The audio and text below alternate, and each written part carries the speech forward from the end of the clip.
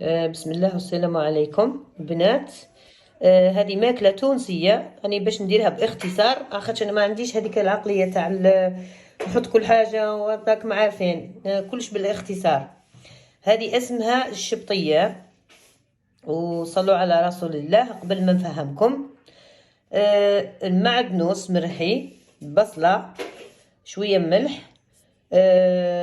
هذا العكري الاحمر، نعناع، فلفل اكحل، اللحم، والليه، وشويه تشيشه حرش، مش تشيشه، دقيق الحرش ولا دقيق يعني ما يعودش ملس بزاف. الليه اللي هي الشحمه اللي تجي في المعزه، كاين الناس ما تعرفهاش.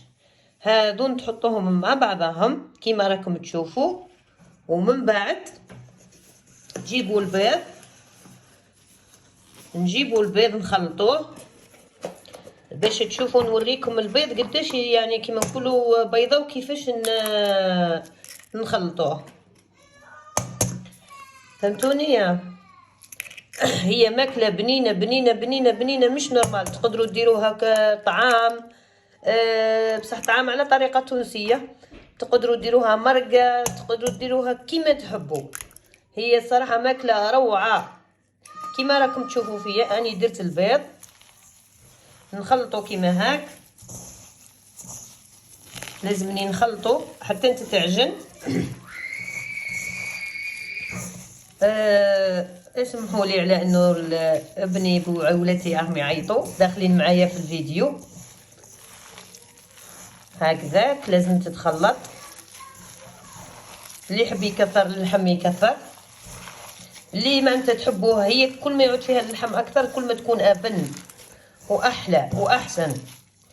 وتخلطوا بزاف كيما راكم تشوفوا فيا، راني نخلط فيها ياسر ياسر ياسر كيما راكم تشوفوا. يا ودي ماكله بنينه بنينه مش نورمال والله. هكذاك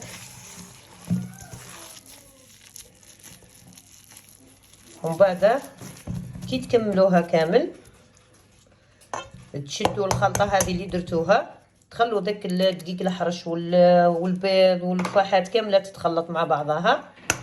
كي تشرب تبداو تخلطوها كربيعات كربيعات، يعني على شكل دائري. يعني من بعد نحط لكم في التصاوير كيفاش الشكل تاعها. فهمتوني؟ هذه بالذات ديروا بها اي حاجه تحبوها، ديروا بها مرقه، ديروا بها كسكسي على طريقه تونسيه، خاطر هي بصراحه هي اكله تونسيه اسمها الشبطيه. فهمتوني؟ كي تجي كيما هاك دركا كيما هاي ترخفت انا في يدي، دركي نخليها شويه حتى تشرب هذاك الدقيق الاحرش اللي درتو يشرب الصوص، يعني تلصق في بعضها بعض. ومن بعد نديرها دويرات. هي راها تجي على شكل دويره ملبزه، فهمتوني؟ تجي على شكل دائره، ومن بعد الدويره هذيك تلبزوها شويه، يعني باش تجي كيما نقولوا كيما الطبسي. راني نحط لكم تصاور من بعد كيفاش. هذا راه دقيق احرش، هي تجي روعه الصراحه.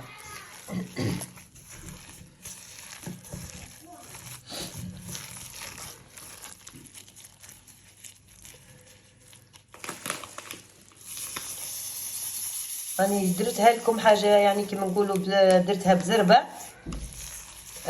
باش نوري كيما هكا. على بها درت لكم الفيديو كيما هكا، ولازم نوري لكم كيفاش تخلطوا. راني على بها خليت الفيديو يمشي وانا نخلط، ما لازمش نقول لكم برك خلطوه وخلاص ومن بعد نحط لكم تصاور. نوري لكم يعني بالدقه هاكم تشوفوا كيما هاك.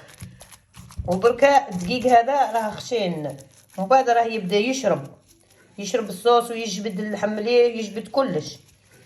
من بعد ديروا كيما هاك، ديروا حبات كيما هكذاك كيما هاك، ومن بعد تلبزوها شويه من فوق هكذاك كي تشرب العجنه. ومن بعد واش ديروا؟ توجدوا المقله نتاع الزيت، تقلوها في الزيت، ومن بعد تنحوها تحطوها في طبسي.